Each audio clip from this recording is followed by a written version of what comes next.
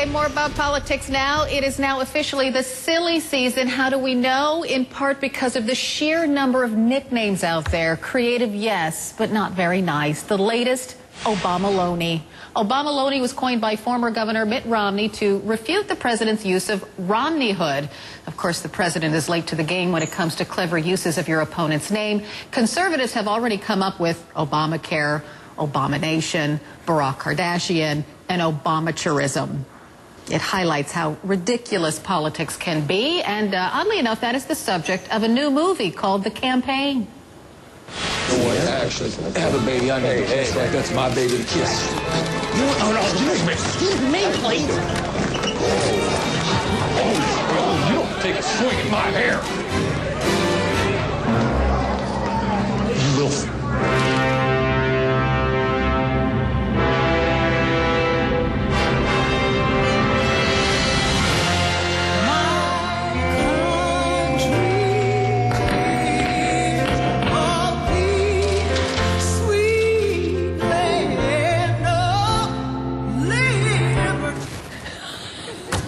I'm sorry, that is so funny. Oh, it's funny and sad at the same time. So let's talk about it. Jason Johnson is chief political correspondent for Politic 365. He leans left. Actually, you're independent, Jason. I apologize for that. Ron Bonjean is a Republican strategist, and as you might guess, he leans to the right. Welcome to you both. Hey, thanks a lot. Okay, let's just talk about, I mean, it is silly. Are we officially in silly season, Ron? Oh, absolutely. You know, the last 3 to 4 months of a campaign, especially a presidential campaign, it's going to be very, very tough. And, you know, they're basically, Obama and Romney are basically split down the middle in terms of how tight this election is going to be.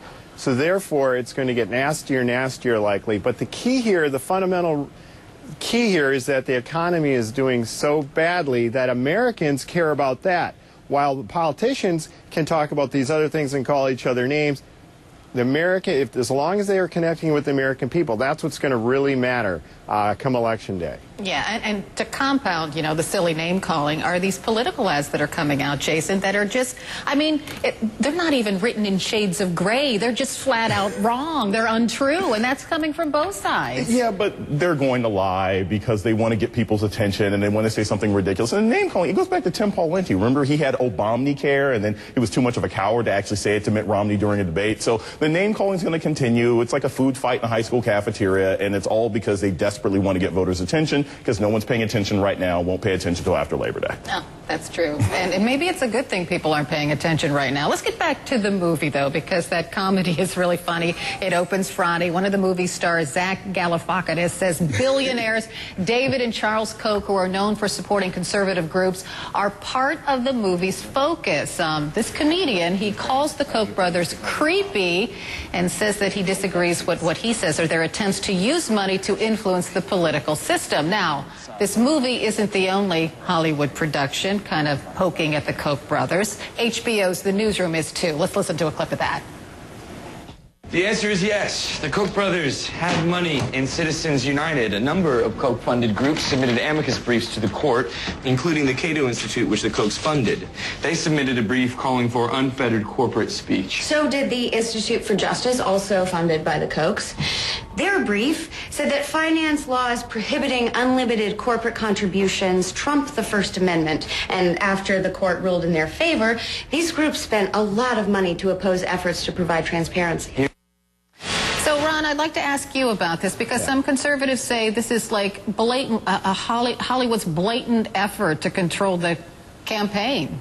Oh, it certainly is. You know, it's definitely, you definitely see a huge liberal bent here in the way what Hollywood is doing is using these movies as weapons during the campaign. I mean, if you just look at Koch Industries, they employ 50,000 of hardworking Americans, and they're being attacked by movie directors, producers, actors who donate hundreds of thousands of dollars to Democrats in the hope of re-electing President Obama. And that's their way of injecting themselves into the political process. So it does seem hypocritical to me that these actors, and while I think, you know, that a lot of these movies are funny, that they're using it to try to motivate people to vote.